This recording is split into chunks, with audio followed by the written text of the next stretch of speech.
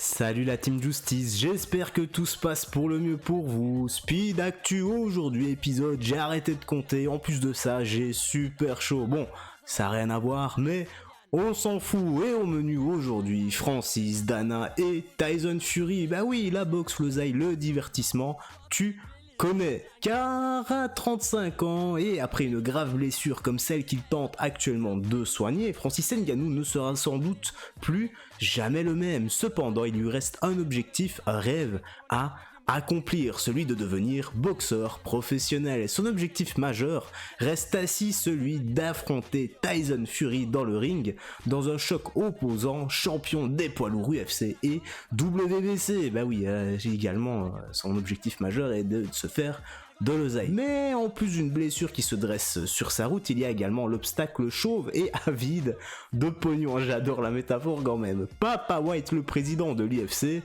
car il est sous contrat avec l'UFC jusqu'en décembre prochain. Je sais pas si tu étais au courant, maintenant tu l'es. Et Brendan Schaub, c'est lui combattant MMA et à l'UFC.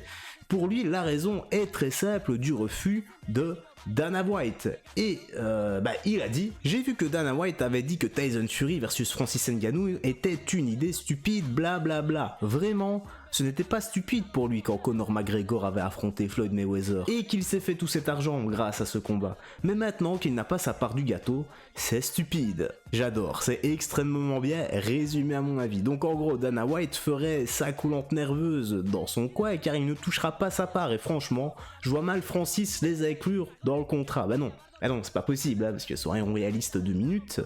S'il fait ça, il se fera trop sucré de thunes. Et c'est un peu le principe du combat contre Tyson Fury, c'est de remplir le compte en banque. Et je le comprends tout à fait. Allez, voyons voir la suite et ce qu'il a déclaré. Et il a dit, est-ce qu'il va gagner? Probablement pas, et je n'en ai rien à foutre, étant donné que le gars va toucher une somme qui va changer sa vie. Il n'aura plus jamais à faire quoi que ce soit. Les enfants des enfants de ses enfants seront riches s'ils investissent intelligemment son argent. Bah oui, c'est un peu ça. Comment est-ce qu'on réussit dans la vie? C'est de faire d'abord une petite épargne et ensuite cette épargne, eh bien, il faut absolument l'investir. Bah voilà, de bonnes paroles, soyons heureux pour lui. Investissez bien votre argent si vous avez la chance, ou alors tentons de créer nous-mêmes cette chance. Ben voilà frérot sœurette, la petite news, la petite actu se termine ici. J'espère que tu as apprécié, que tu as pris un bon moment en notre compagnie comme d'habitude.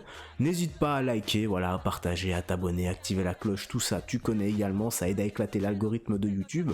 En te remerciant, moi je n'ai rien à ajouter, voilà, je vais me reposer tranquille après ma journée de travail. On se dit à demain, prends soin de toi, des gens que tu aimes, et à la prochaine, ciao ciao.